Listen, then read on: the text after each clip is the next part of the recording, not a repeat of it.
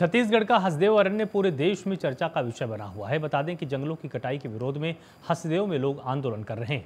इसको लेकर राजनीतिक बयानबाजी भी जारी है। वहीं पूरे देश में मौजूद कोयला भंडार का तकरीबन 21% छत्तीसगढ़ में है। अकेले हसदेव अरण्य में छत्तीसगढ़ के कोयला भंडार का 10% हिस्सा माना जाता है। बता दें कि सरकारी आंकड़ों के मुताबिक अगले 100 सालों के लिए कोयला छत्तीसगढ़ में उपलब्ध है।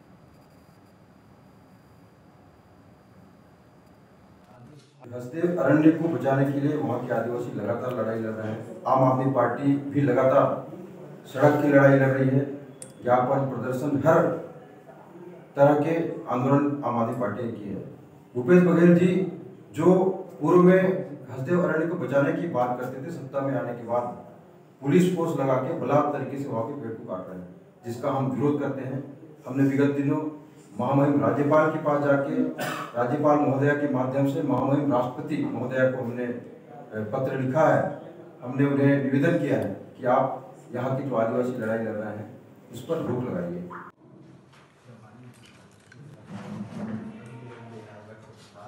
हजारों पेड़ की कटाई हो रही है, हजारों पेड़ की कटाई होने की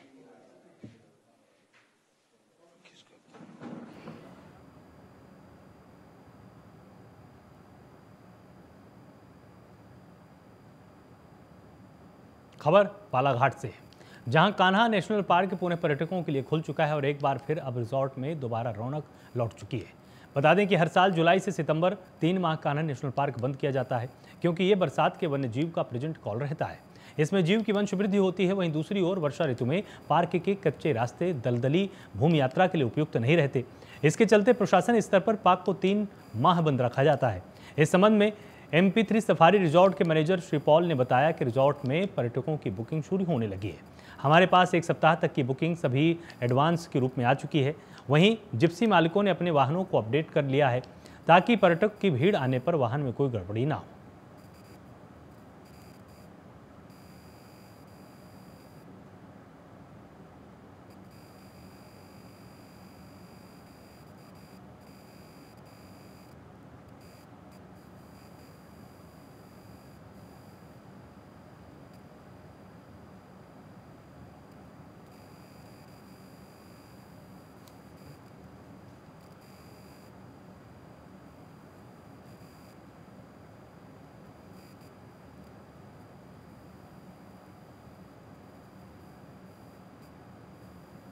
राजधानी रायपुर में अपराध का ग्राफ लगातार बढ़ता ही जा रहा है। आए दिन चाकूबाजी का नया मामला सामने आता है।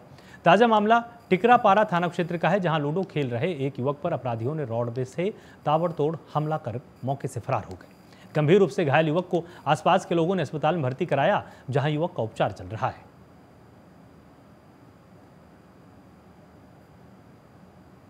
वो आपस में पड़ोसी थे, साजन और आफ्ताब लूडो खेल रहे थे मोबाइल पर। उसके दौरान कुछ गेम के संबंध में एक आध गेम और खेलिए, बहस हुई और बहस के दौरान लड़ाई झगड़ा हुआ। लड़ाई झगड़े के दौरान लड़ रहे थे। उसका छोटा भाई जो संघर्ष बालक है वो छुड़ाने आया, जो नाबालिग है। वादी विवाद पर साजन द्वारा जो लोहे की रोड होती है नुकीली से, उसको पहले सीने में मारा, कांख के पास मारा, उसके बाद उसके सिर में मार दिया। फिर उसको गंभीर चोट आई। उस गंभीर स्थिति में तत्काल पुलिस पार्टी सूचना मिले पहुंची और संबंधित आरोपी को भी पकड़ा गया और उसको अस्पताल में भर्ती कराई, इसका इलाजरत है। और जान से मारने की नीयत के हिसाब से हमें 307 धारा कायम की है और अपराध विवेचना में लिया गया है और उनको आज रिमांड पर जेल भेजा जा रहा है। तो आपस में पड़ोसी थे, साजन और आफ्ताब लूडो खेल रहे थे मोबाइल पर। उसके दौरान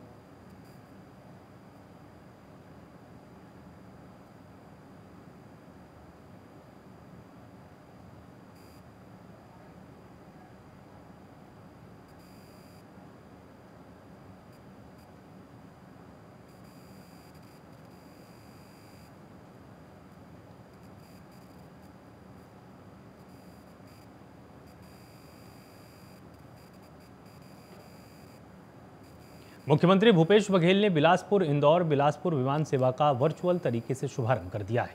इस कार्यक्रम की अध्यक्षता केंद्रीय नागरिक उड्डयन मंत्री ज्योतिरादित्य सिंधिया, छत्तीसगढ़ के राजस्व एवं आपदा प्रबंधन मंत्री और बिलासपुर के प्रभारी मंत्री जयसिंह अग्रवाल समेत मध्य प्रदेश और शासन के जल संसाधन मंत्री तुलसी सिलावट ने की है।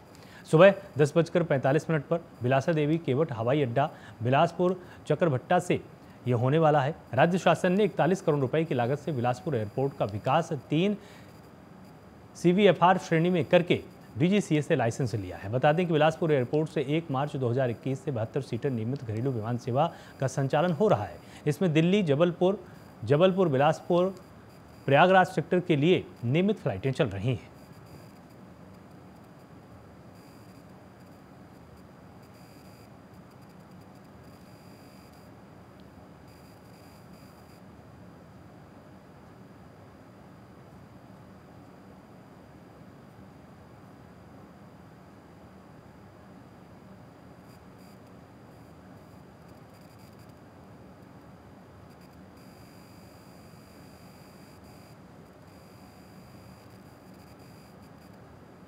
आजकल युवाओं में पत्रकारिता को लेकर रुचि बढ़ती जा रही है। ऐसे में पत्रकारिता के विद्यार्थियों को सही राह दिखाना आवश्यक हो गया है।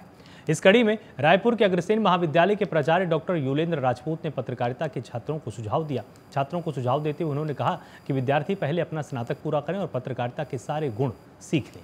उसके बाद ही वो जमीनी स्तर पर जाकर पत्रकारिता करें। प्राइम न्यूज़ से खास बात करते हुए उन्होंने एक शिक्षक होने के नाते विद्यार्थियों को सलाह दी और उनके उज्जवल भविष्य की कामना की है। ऑफलाइन जो क्लासेस है स्वागत योग्य है। बच्चों की जो टेंडेंसी है उसको परिवर्तित करने में, चेंजेस होने में थोड़ा टाइम लग रहा है, लेकिन बच्चे इंटरेस्ट ले रहे हैं। अब वो शिक्षक पर डिपेंड करता है कि बच्चों को कैसे मोटिवेट करें। और बच्चे तो ऑफलाइन भी पढ़ने को तैयार मानसिक रूप से दिख रहे हैं।